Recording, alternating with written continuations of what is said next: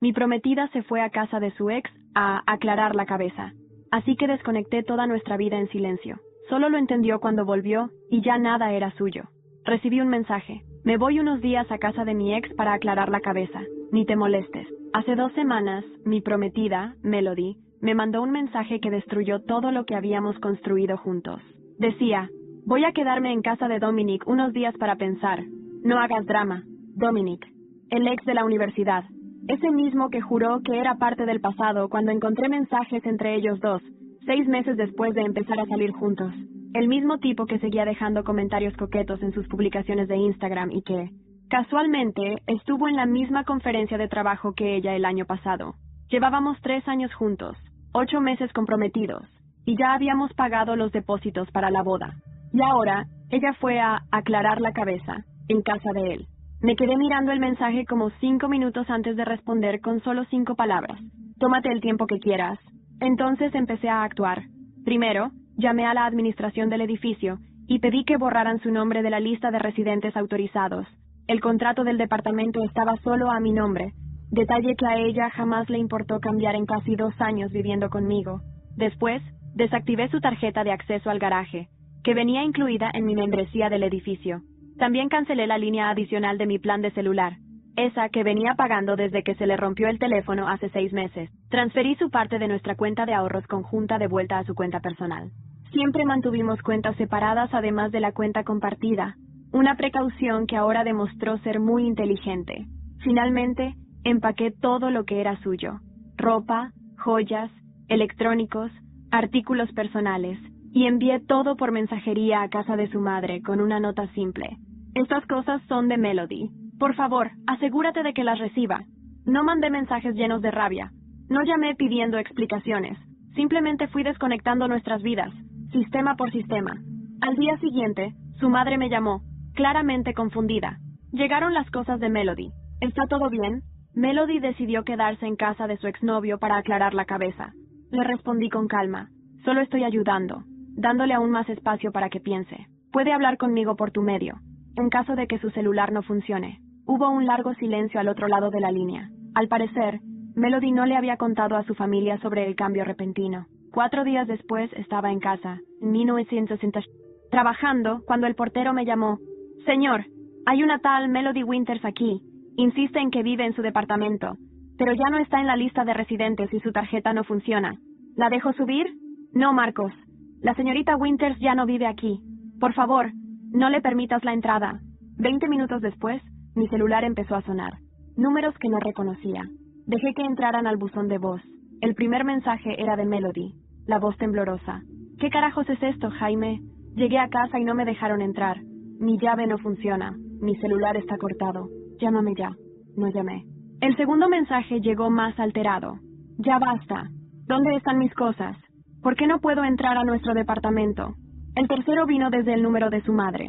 El tono era otro. Jaime, por favor, me equivoqué. ¿Podemos hablar? Aún así, no respondí. Esa noche fui al gimnasio. Disfruté de un entrenamiento tranquilo, en un lugar al que ella ya no tenía acceso. Luego, cociné una cena solo para mí y saboreé el silencio de mi propio espacio. Mandé un único mensaje al celular de su madre. Melody, recibí tus llamadas. Solo para dejar claro, ya no existe nuestro departamento. El contrato está a mi nombre. Ya no existe nuestro plan de celular. Cancelé la línea adicional. Ya no existe nuestra boda. Pospuse todo. Tú elegiste irte con tu ex para aclarar la cabeza. Considérala aclarada, junto con tus pertenencias, que llegaron a casa de tu madre hace 4 días. Si falta algo, mándame una lista y lo reviso. Ese mensaje desató el diluvio. Llamadas de amigas, de su hermana y eventualmente de su padre, un hombre al que yo respetaba. Se lo notaba agotado. Jaime, ¿puedo verte mañana para hablar? Solo yo. Acepté, pero no en mi departamento. Quedamos en una cafetería cerca. Me miró con una mezcla de confusión y resignación. Melody dice que exageraste. Empezó. Dice que solo necesitaba un tiempo para pensar en el matrimonio. Que Dominic es solo un amigo. Asentí con la cabeza. Coloqué el celular sobre la mesa. Normalmente no grabo conversaciones, pero empecé a guardar pruebas cuando las cosas comenzaron a sentirse mal. Reproduje un audio de hace 3 semanas. Melody, en una llamada que pensó que yo no estaba escuchando. No sé, Dom. Sí, todavía estamos comprometidos. No, no se lo he dicho aún. Es complicado. Necesito más tiempo. La boda ya está pagada. Voy a ver cómo lo arreglo. El rostro de su padre se vino abajo. Se pasó las manos por la cara. Su voz salió quebrada. La criamos mejor que esto. Desde el primer segundo en que recibí ese mensaje, supe que algo dentro de mí se había roto. Fue una mañana gris en Madrid. El tipo de día en que la lluvia juega con el asfalto y las luces frenan los coches. Recibí su texto mientras estaba en la oficina, en uno de esos despachos acristalados del Paseo de la Castellana. Voy a la casa de mi ex para aclarar la cabeza. No te preocupes. Lo vi 1, 2, 3 veces. Fue un puñal silencioso. En ese instante, decidí no gritar, no montar un escándalo. Respiré hondo, apagué el teléfono y calculé cada paso que daría a continuación. Salí de la oficina antes de la hora, sin que nadie notase. Caminé por la Gran Vía, imaginándome otra vida, una donde ya no existía nuestra casa compartida, nuestras risas en la cocina, nuestras compras en el mercado de San Miguel. Entré en el vestíbulo del edificio, llamé a la administración y pedí que el nombre de Melody López desapareciera de la lista de residentes. No esperé respuestas, simplemente dije, ya no vive aquí, y di mi número. El recepcionista no preguntó. Seguía viendo en su pantalla el nombre tachado. Luego en el garaje, pasé mi tarjeta de acceso una última vez. Nada. La luz roja parpadeó. Sentí en mi garganta ese pequeño alivio que nace cuando cierras una puerta. Al lado de la máquina de garaje, cancelé la línea extra de mi móvil y pedí el traslado inmediato de la mitad del dinero que habíamos ahorrado para el viaje a Sevilla. Transferencia, por favor, dije. Y ya no quedaba rastro de nuestro fondo. Regresé a casa, subí al primer piso y cargué una caja con sus cosas, ropa, joyas, fotos. Me detuve frente al álbum donde salíamos juntos en Toledo. Lo miré, sintiendo el peso del pasado. La caja se cerró. Llamé al courier y pedí que la llevaran a la casa de su madre, en Valencia. Escribí una nota. Estas cosas son de Melody. Por favor, dale las gracias de mi parte. Lo hice sin odio, sin rabia, con una calma heladora. Esa tarde, mi teléfono volvió a vibrar. Era su madre. Contesté, y su voz tembló. Jaime, las cajas llegaron. ¿Está todo bien? Melody decidió irse a casa de su ex para pensar. Respondí como si describiese el clima. Yo solo le di espacio. Si necesita algo, puede llamarme. Por su madre. Está bien, gracias. El silencio colgaba entre nosotros, pesado y expectante. Nadie sabía que ese silencio era mi sentencia. Con la nota en mis manos y esa tregua silenciosa, todo había comenzado a cambiar. Al día siguiente, al mediodía, llamó el portero. Señor Jaime, hay una tal Melody López aquí. Insiste en que vive en su piso, pero su nombre ya no está en la lista. Respondí sin dudar. No permite la entrada. Corté. 20 minutos más y mi teléfono robaba la atención de mi cerebro con mensajes. No respondí. Primero, un mensaje corto, lleno de urgencia. ¿Qué coño pasa, Jaime? Quiero que me abras. Estoy en el portal. Lo ignoré. Luego, otro. Esto ya es demasiado. ¿Dónde están mis cosas? ¿Por qué me echas así? Ni siquiera leí ese. Finalmente, fue su madre quien llamó. Por favor, Jaime, ¿hablamos? Le respondí con una simple nota por WhatsApp. Todos los lineamientos. Fuera apartamento. Fuera línea. Fuera cuentas. Todo desmontado. Después, me dirigí al gimnasio. Entrené pesado. Cada repetición era un nuevo ladrillo en el muro que alzaba entre mi vida y lo que quedaba atrás. Sentí el latir del esfuerzo, ese dolor musculado que calma la cabeza. En la cocina, preparé un filete de salmón y verduras. Lo comí despacio como un rito de renacimiento. Esa tarde, llegué a casa, abrí mi portátil y le di forma a mi estrategia. Abrí una carpeta llamada Recopilación. Ahí tenía todos los mensajes, los audios, los screenshots. En silencio comencé a ordenar, por fecha, por mensaje, por implicación. Ahí estaba ella riendo, coqueta, insinuante con Dominic en un audio que decía, necesito más tiempo, pero no quiero que él se entere. Volví a sentir ese nudo en el estómago, pero esta vez controlado. Esa noche, no dormí. Me senté frente a la ventana. Madrid dormía y yo construía un plan de justicia poética. No por venganza brutal, no por humillación pública violenta. Lo haría sin ruido, escalando poco a poco, con pruebas, con inteligencia. Y justo en ese instante, mi teléfono vibró. Un número desconocido. Contesté. Dígame. Del otro lado escuché una voz grave. Buenas tardes. Habla una periodista de El País.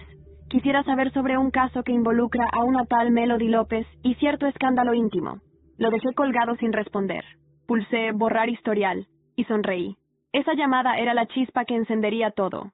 No podía quitarme de la cabeza esa llamada. Una periodista preguntando por Melody. ¿Qué sabían? ¿Quién les había contado algo? Porque yo no había filtrado ni una palabra. Todavía. Pasaron 3 días desde aquel mensaje. Todo seguía en silencio. Demasiado. Y cuando hay tanto silencio, es porque se está preparando una tormenta. Lo sé. Lo aprendí desde joven, en casa de mis padres, donde cada discusión se gestaba en miradas antes de explotar en gritos.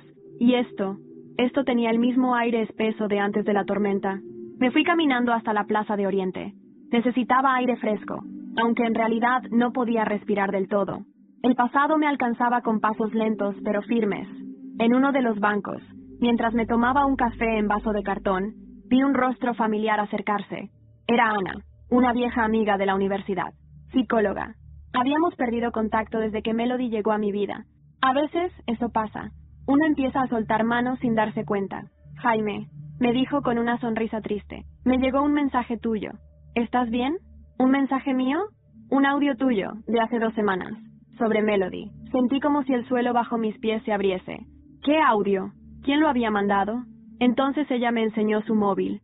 Era un audio filtrado, grabado en secreto, en el que Melody decía claramente: lo peor es que Jaime aún cree que vamos a casarnos.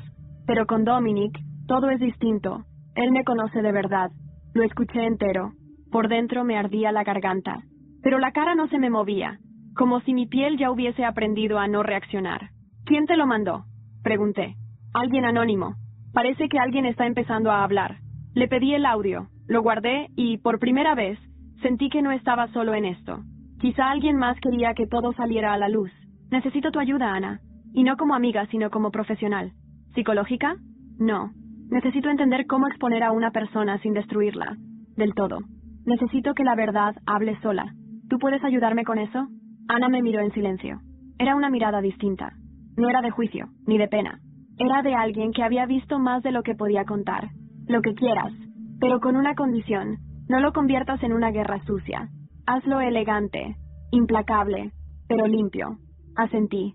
Y así comenzó lo que llamé el archivo de la transparencia.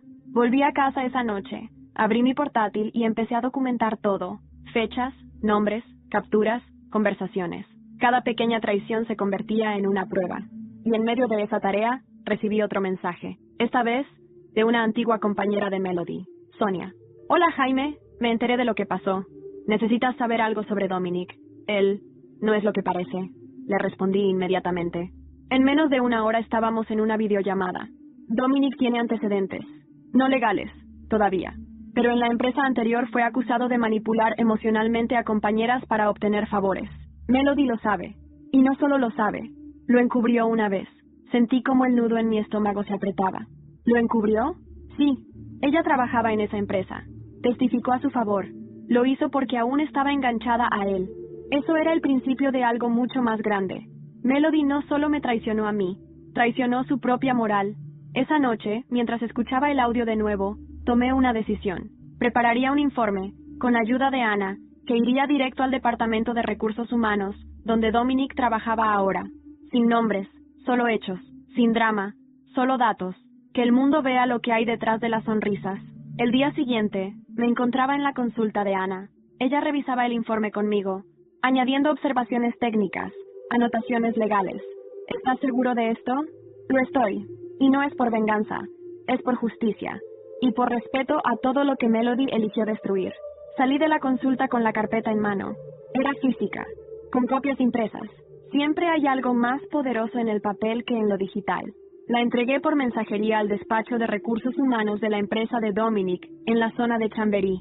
No pasó ni 48 horas antes de que todo comenzara a derrumbarse. Esa misma tarde, recibí una notificación por correo electrónico. Dominic había sido suspendido temporalmente mientras se investigaban ciertas denuncias internas. Y justo cuando creí que todo no podía volverse más surrealista, Melody apareció en la puerta de mi piso. No tocó, no gritó. Solo estaba allí, temblando, con los ojos rojos. ¿Podemos hablar? La miré sin moverme, y entonces, detrás de ella, vi algo que me congeló el alma.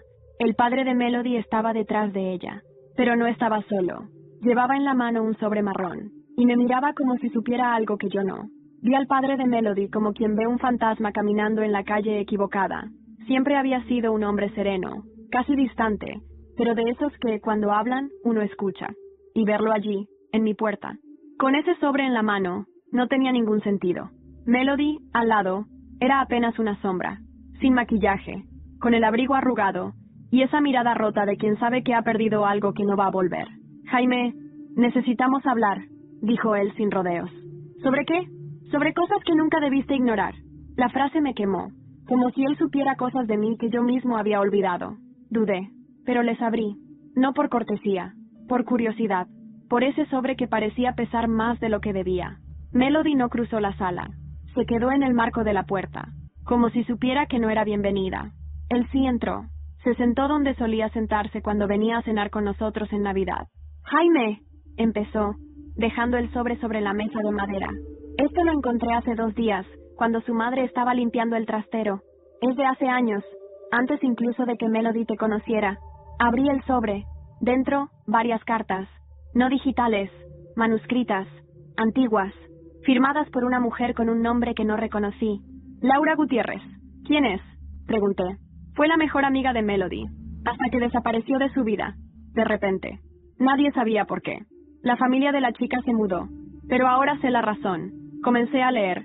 Las primeras cartas eran casi infantiles, cosas de adolescentes, pero a medida que pasaban las páginas, todo se volvía más denso, más oscuro, hasta que una de ellas me dejó helado.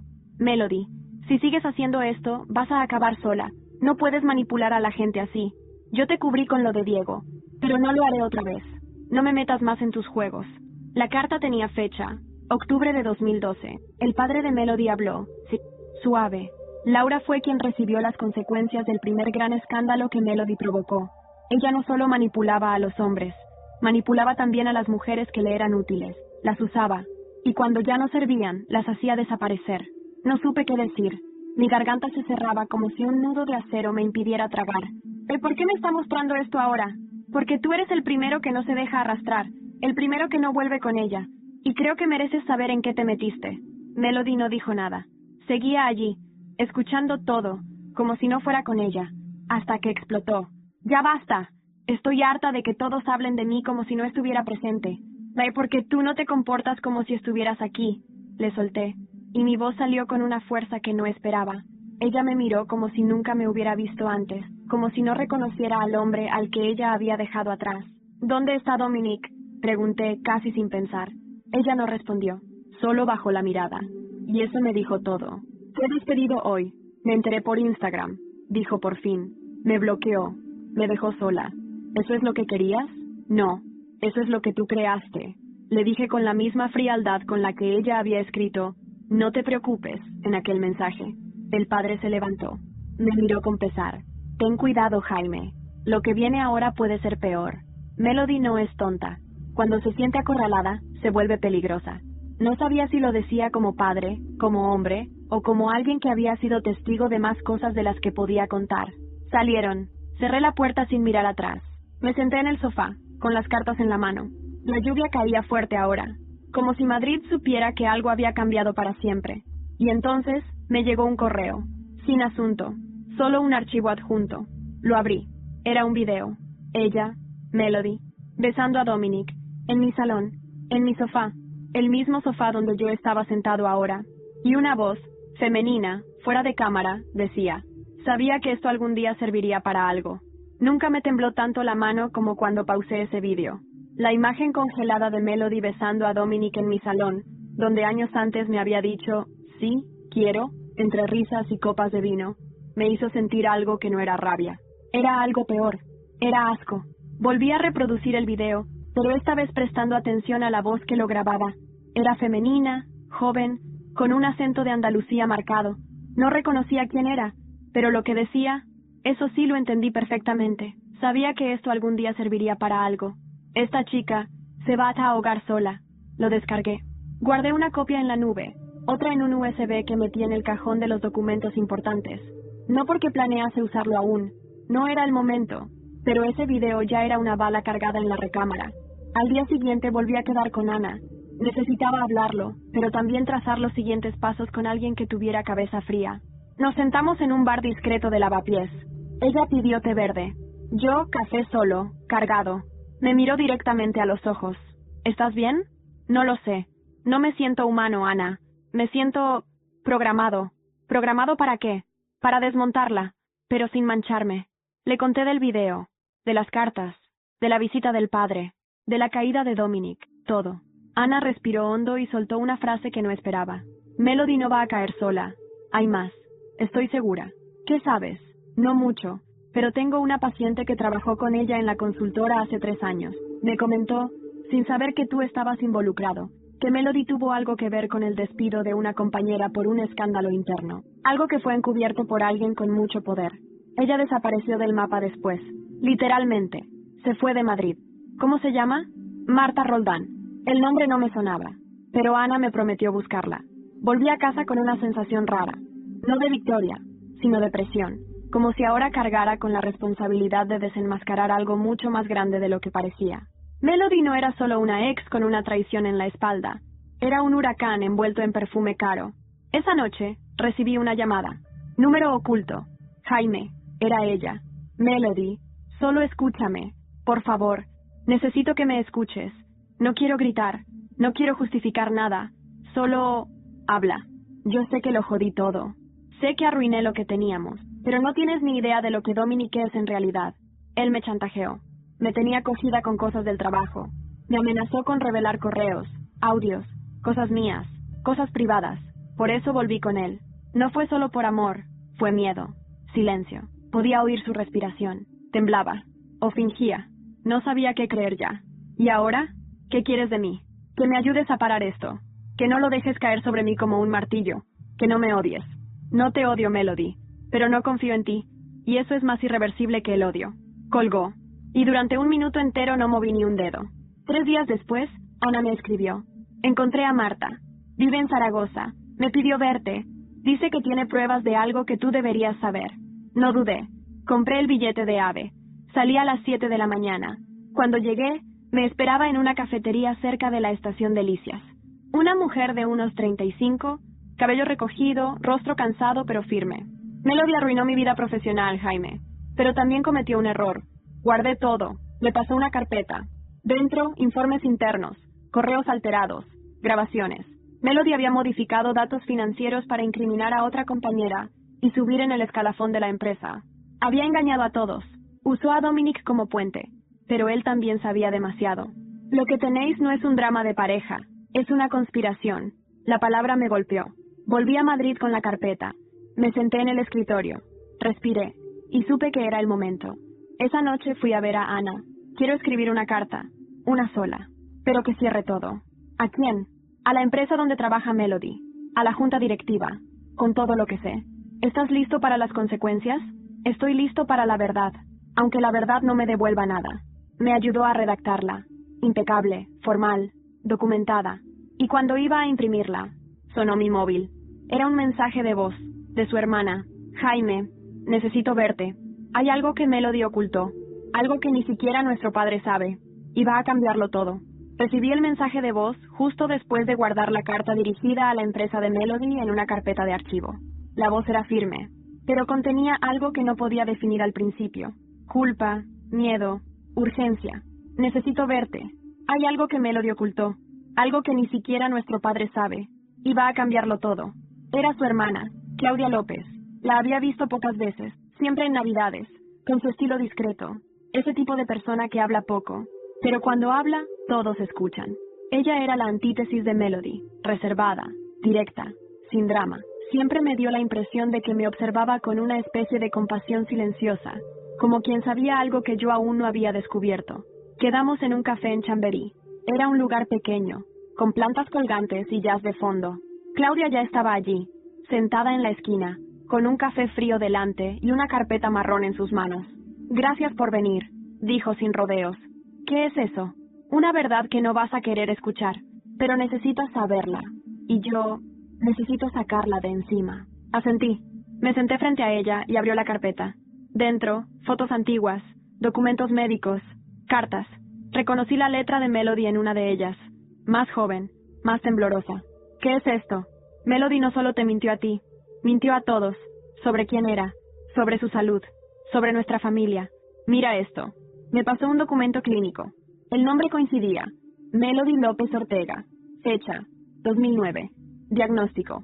Trastorno de la personalidad narcisista. Nivel medio alto. Recomendación. Terapia continua. Monitoreo familiar. Sentí que el aire se me escapaba. Literalmente. Como si alguien hubiese abierto una compuerta en mis pulmones.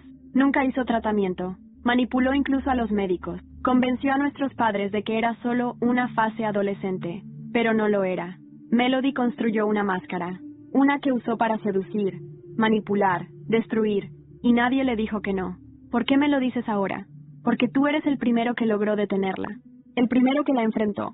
Y porque creo que todo lo que estás descubriendo tiene raíz en esto. No es solo una mujer que no sabe amar. Es una mujer que no sabe quién es. Y cuando alguien así se siente acorralado, se vuelve peligrosa. Incluso para sí misma. Tragué saliva. Quise decir algo, pero no había palabras. Solo rabia acumulada. No por ella, por mí, por haber estado tan ciego. ¿Y Dominic? Era su válvula de escape. El único que conocía todo esto. Él la mantenía bajo control, a cambio de poder. Pero cuando tú apareciste, lo perdiste todo. Y ella intentó mantener a ambos cerca, sin lograrlo. Tomé la carpeta y me la llevé a casa. Esa noche no dormí. Leí cada informe. Escuché cada audio. Uno en particular me heló la sangre. Melody, llorando, gritando al teléfono con su madre. No quiero que nadie me controle. Ni psicólogos, ni Jaime, ni Dominic. Nadie. Yo soy la que manda. Yo soy la que decide quién cae y quién vive. Era crudo, pero real. Brutalmente real. Al día siguiente, hablé con Ana. Le conté todo. Jaime, esto no es una historia de venganza. Esto es una tragedia. ¿Qué hago? Tienes dos caminos. O lo revelas todo, o cortas por completo y cierras este capítulo. No puedo dejar que otra persona caiga en lo que yo caí. No puedo. Entonces usa esto con inteligencia, no como arma, como advertencia. Esa tarde, Melody me escribió. He escuchado rumores. ¿Fuiste tú quien habló con Claudia? ¿Con Marta? ¿Con Sonia? ¿Qué estás haciendo? No respondí. Solo le envié una foto. De su diagnóstico. La leyó. Visto azul. Silencio. Pasaron 2 días. Luego, un mensaje nuevo. Pero esta vez no era de ella. Era del abogado de la empresa donde trabajaba Melody. Señor Jaime, solicitamos, si es posible, que nos reunamos para hablar de cierta información confidencial que usted posee y que puede afectar nuestro entorno laboral. Esta conversación será privada y sin implicaciones legales para usted. Nunca había entrado en una sala de reuniones con un sobre de documentos que podían destruir una carrera, o muchas. Pero allí estaba yo, en el piso 9 de una torre empresarial de Castellana, esperando frente a una puerta de vidrio esmerilado con el nombre Serrano & Asociados, Consultoría Internacional. Me recibió una mujer joven, con traje gris claro y labios tensos. Me ofreció agua. No acepté. Estaba demasiado seco por dentro como para que un vaso me salvara. En la sala había 3 personas, un abogado, un representante de recursos humanos y alguien que me sorprendió profundamente. La directora general, una mujer mayor, elegante, con el rostro de quien ha tenido que limpiar muchos incendios. Señor Jaime Morales, gracias por venir. Empezó el abogado, con voz neutra. Asentí. No respondí. Hemos sido informados de que usted posee información relevante sobre una de nuestras empleadas, Melody López Ortega, que podría estar vinculada con irregularidades internas. Antes de continuar, queremos dejar claro que esta reunión es confidencial. No lo estamos acusando de nada, ni pedimos su colaboración formal. Solo queremos entender qué está pasando. Puse el sobre la mesa, sin hablar. Lo empujé hacia el abogado. Lo abrió. Empezó a revisar los documentos, los correos manipulados, los informes alterados, las grabaciones. A medida que pasaba página por página, el silencio se volvía más denso. La directora general fue la primera en hablar. ¿Todo esto es verificable? Absolutamente, dije. Lo recolecté por mi cuenta, con ayuda de personas que trabajaron con ella y fueron afectadas. No es personal, es profesional. Pero si ustedes lo ignoran, entonces será público. Sus ojos se estrecharon, no como amenaza, sino como reconocimiento. Entiendo. Y entonces dijo algo que no esperaba. Melody fue intocable durante mucho tiempo aquí dentro. Es hija de un antiguo socio de esta firma, uno que aún tiene poder en ciertas decisiones. Esto complica las cosas, pero le prometo que lo investigaremos, discretamente. No me interesa venganza, solo justicia, y evitar que alguien más caiga como caí yo. Me despidieron con educación. Me sentí más aliviado saliendo que entrando. No por haber ganado algo, pero por haber dicho todo. Volví a casa caminando. Con cada paso sentía como si una parte del peso se soltara. No toda, pero sí suficiente para dormir esa noche. Hasta que no dormí. A las 2:17 de la madrugada, mi móvil vibró. Número desconocido. Era un mensaje de voz. Lo escuché. Era Claudia, la hermana de Melody. Su voz estaba alterada, casi en pánico. Jaime, Melody ha desaparecido. No contesta. No está en casa de mis padres. Dejó una nota. Dice que va a corregir todo lo que ha roto. Por favor, si sabes algo, dímelo. Mi estómago se contrajo. No por miedo a que algo le hubiera pasado, sino porque conocía a Melody lo suficiente como para saber que sus desapariciones nunca eran un grito de auxilio. Eran movimientos estratégicos. Entré a su Instagram desde una cuenta falsa que tenía desde hacía tiempo. Nada nuevo. Pero al mirar sus historias archivadas, encontré una antigua que subió semanas atrás. Era una foto de una cabaña en la Sierra de Madrid, un sitio rústico, rodeado de árboles, nada más. Esa cabaña era de su familia. Lo sabía porque una vez pasamos un fin de semana allí, y porque en esa casa Melody había escrito su primer manifiesto, un diario de 40 páginas donde hablaba de poder, control y cómo usar la debilidad ajena para escalar. Me vestí, cogí las llaves del coche, conduje durante 1 hora por la carretera M601 hasta que el camino se volvió tierra y niebla. Llegué. La puerta estaba entreabierta. Silencio total. Entré con cuidado. ¿Melody? Nada. Subí las escaleras. Cada paso crujía como si el suelo hablara. Abrí la puerta del dormitorio. Vacío. Pero sobre la cama había otra carpeta. Y dentro de ella, un manuscrito. A quien encuentre esto, toda historia tiene una raíz, y la mía no empezó contigo, Jaime, ni con Dominic, ni siquiera con mis padres. Empezó mucho antes. Y si quieres entenderme, tendrás que seguirme hasta el origen, porque esto no ha terminado. Debajo, una dirección. No era en Madrid, era en un pueblo de Galicia, Soutomayor. Conduje durante casi 7 horas. Paradas rápidas, cafés malos en estaciones de servicio y música que no escuchaba. Todo mi cuerpo estaba en piloto automático, pero mi mente era un caos calculado. No me preguntaba si debía ir, ya lo sabía. Estaba yendo al corazón del incendio, no a apagarlo, sino a entender de qué estaba hecho el fuego. Llegué a Soutomayor al atardecer. El pueblo tenía ese aire de lugares que no han sido tocados por el tiempo. Piedras antiguas, ventanas de madera, carteles medio borrados y un silencio. Uno que pesaba más que el de Madrid, porque aquí el silencio no era ausencia, era memoria. La dirección que Melody había dejado me llevó a una casa antigua, de esas de campo, rodeada por un muro de piedra y con un portón oxidado.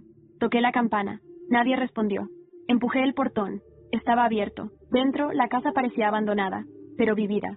Ropa vieja colgada, una vela apagada, olor a humedad y a algo más, algo que no supe identificar al principio. Caminé por el pasillo hasta una habitación donde había un escritorio lleno de papeles, una máquina de escribir, y fotos.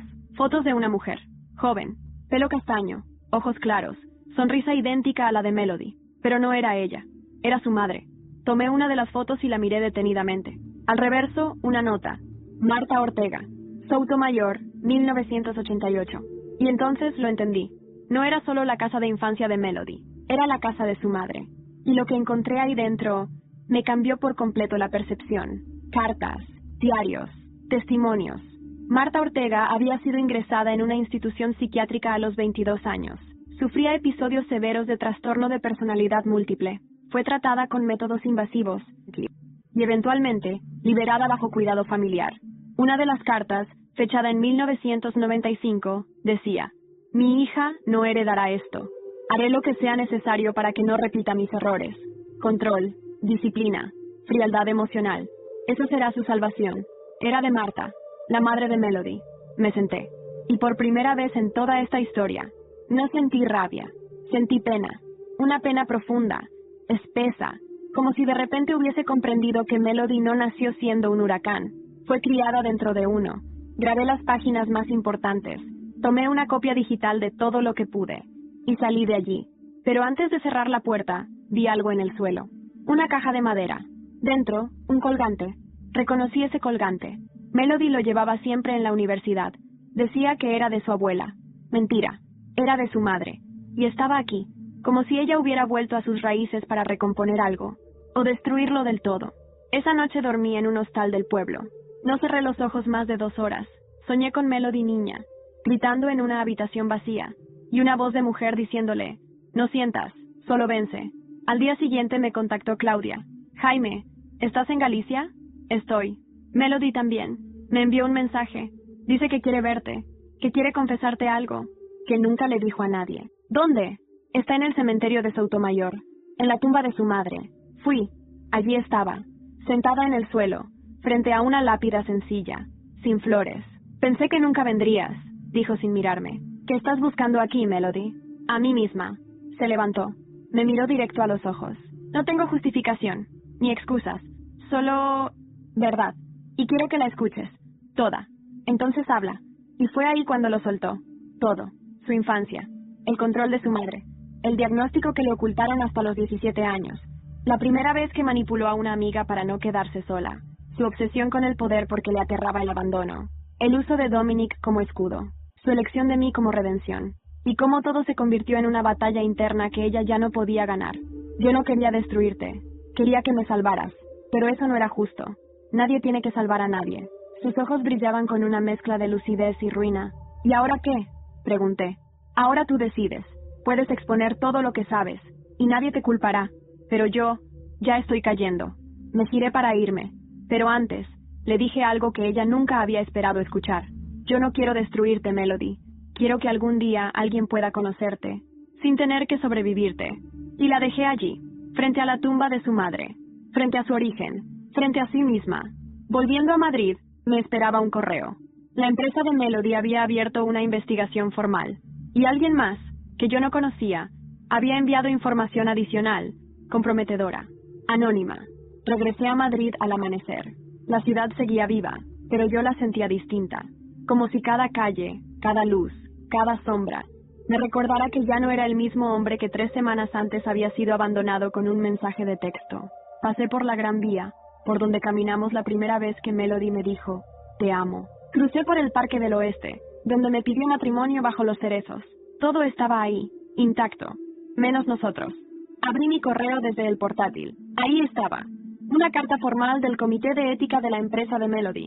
Me informaban de que habían recibido material adicional de una fuente anónima que corroboraba gran parte de lo que yo había entregado, y que, de forma oficial, Melody estaba suspendida de sus funciones mientras se realizaba una auditoría completa.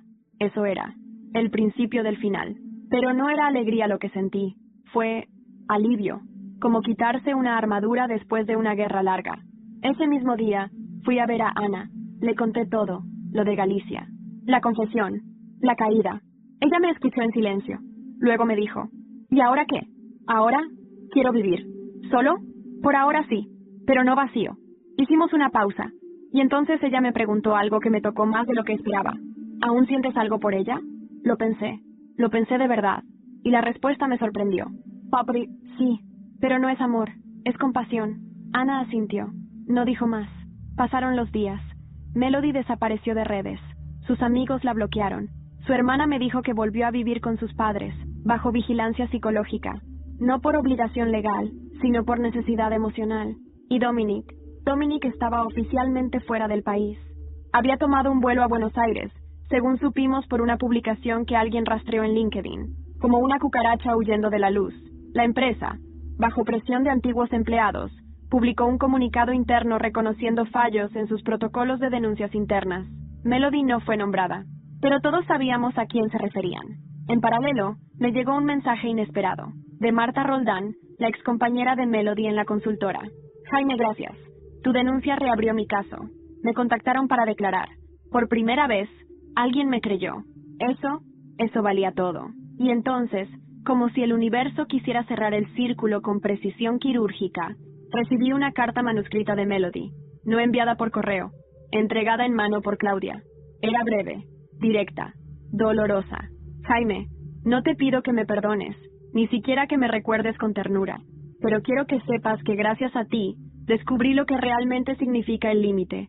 El tuyo fue el primero que alguien me puso, y aunque me dolió, fue también lo que me salvó. No sé si algún día podré cambiar, pero quiero intentarlo. Gracias por no destruirme. incluso cuando pudiste. M. Leí esa carta en silencio. Luego la guardé en una caja, con los documentos, los audios, los recuerdos.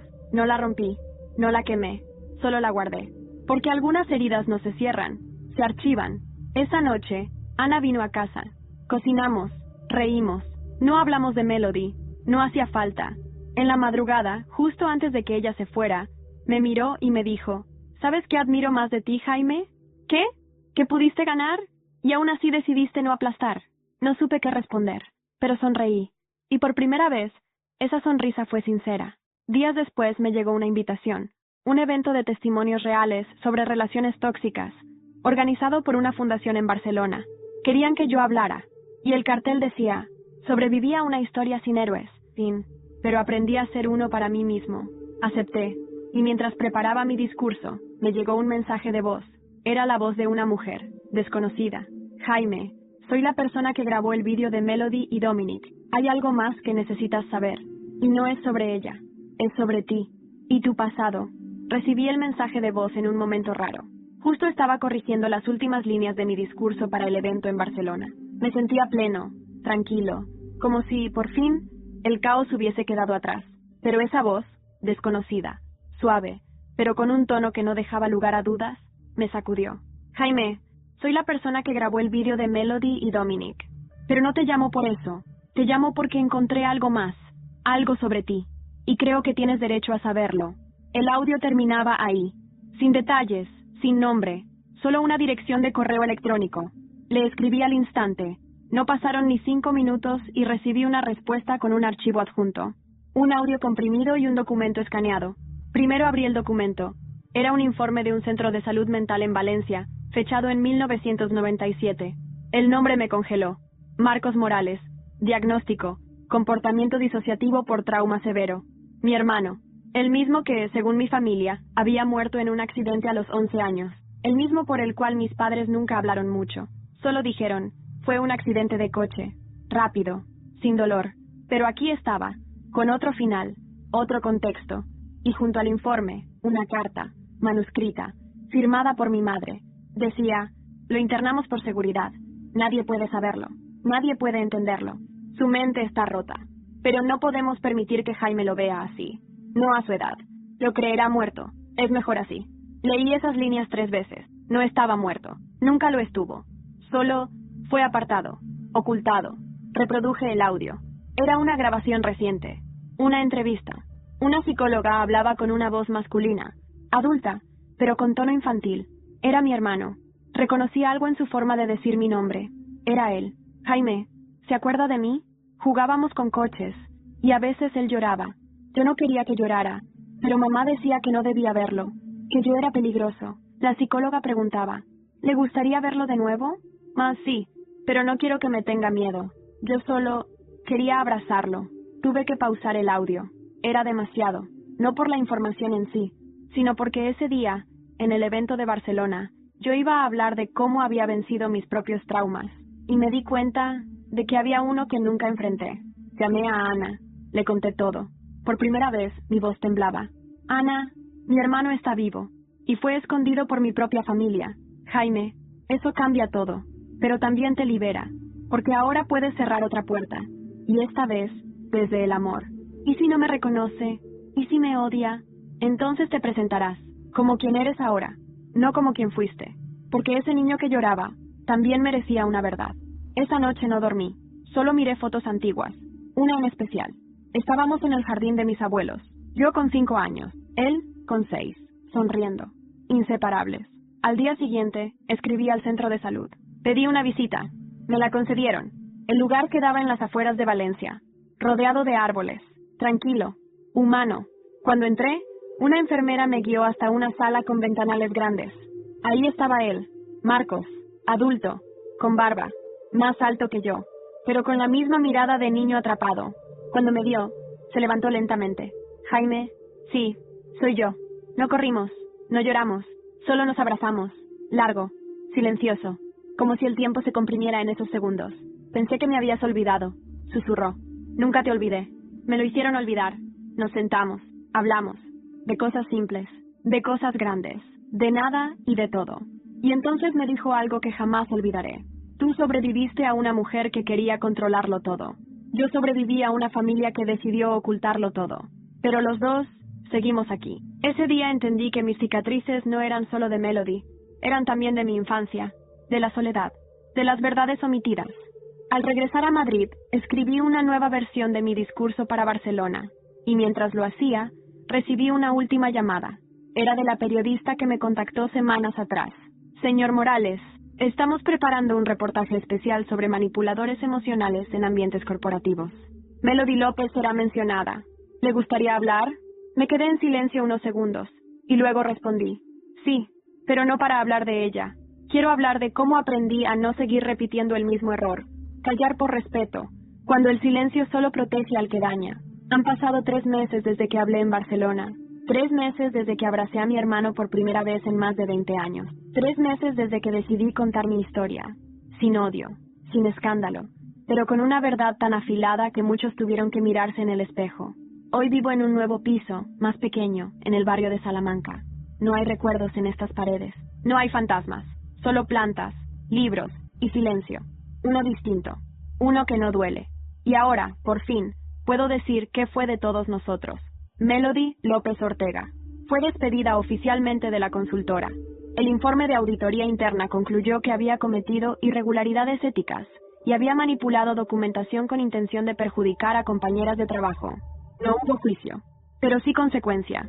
Se mudó a un pequeño pueblo en Asturias, según Claudia. Empezó terapia intensiva, sin redes, sin amigos, sin poder. Su familia cortó contacto con ella por un tiempo. Claudia me dijo que su madre no soportó el escándalo y volvió a Galicia con su esposo. Melody quedó sola. No por castigo, por decisión. Un día recibí un último mensaje de ella. Decía solo, gracias por no ser como yo. Lo borré. No por odio, sino porque no necesitaba llevarlo conmigo. Dominic Martínez. Nunca volvió a Madrid. La empresa donde trabajaba lo despidió de forma discreta. Hay rumores de que está en México, trabajando en consultoría independiente, pero nadie sabe con certeza. Nadie lo extraña. Algunas de las mujeres que él manipuló, las que animamos a hablar, formaron un pequeño colectivo para ofrecer asesoría legal gratuita a víctimas de acoso psicológico en entornos laborales. Lo llamaron Voces Invisibles. Una de ellas me escribió: gracias por darnos el valor que nos faltaba. Claudia López, la hermana de Melody, se mudó a Sevilla. Comenzó a trabajar en una ONG que apoya a mujeres que crecieron en entornos familiares disfuncionales. Me dijo que ahora puede dormir por las noches, que ayudar a otras le da paz. A veces nos escribimos, con respeto, con afecto, nunca con culpa. Ana, seguimos viéndonos, sin etiquetas, sin presión, solo 2 personas que se entienden más allá de las palabras. Ella me ayudó a escribir un libro, un testimonio. Está por publicarse. El título: Lo que el silencio no dice. Ella lo propuso.